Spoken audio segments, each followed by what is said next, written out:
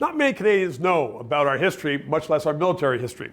But Phil Halton is the publisher of Double Dagger, and he wants you to know. Here's one of his books called The Sandbox. He joins me today because, tell me about your publishing company. I mean, it only does military? Well, so yeah, Double Dagger Books is Canada's only military and national security focused publisher. Why? Why do you only do military?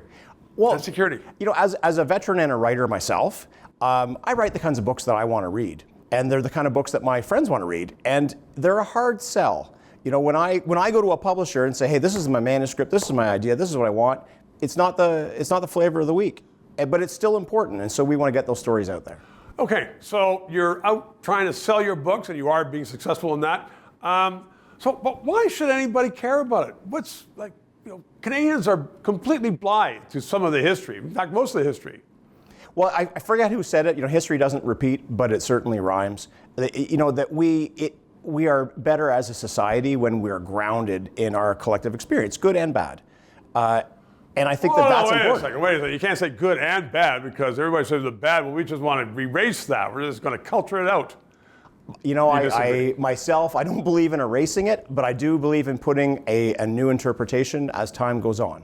You know, that we can understand not just what the history was, but why it was presented the way that it was and why we think differently about it today. That to me is valid. Okay, this is going to be a tough one for you, Phil. What could somebody who is, say, 15 years old learn or gain by reading about Canada's involvement in World War II?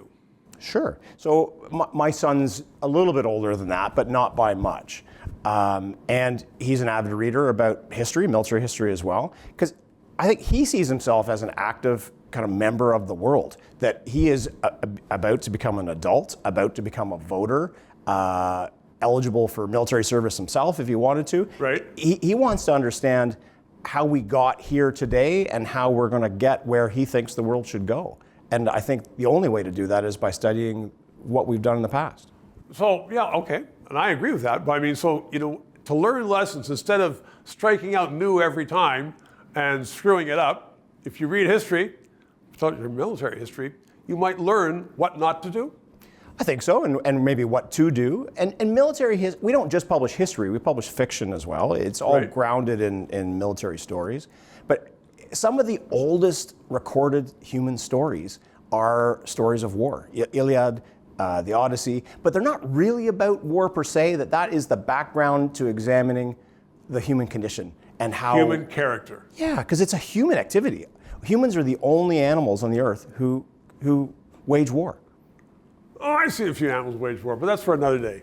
Phil Hall, Double Dagger, thank you very much. Very welcome. 3 minutes. This country needs bold and fearless discussion of the issues that are confronting it. And the Trudeau government is censoring the news and paying other news providers. So we need to keep going. Please subscribe and please donate generously. The crew needs to be paid.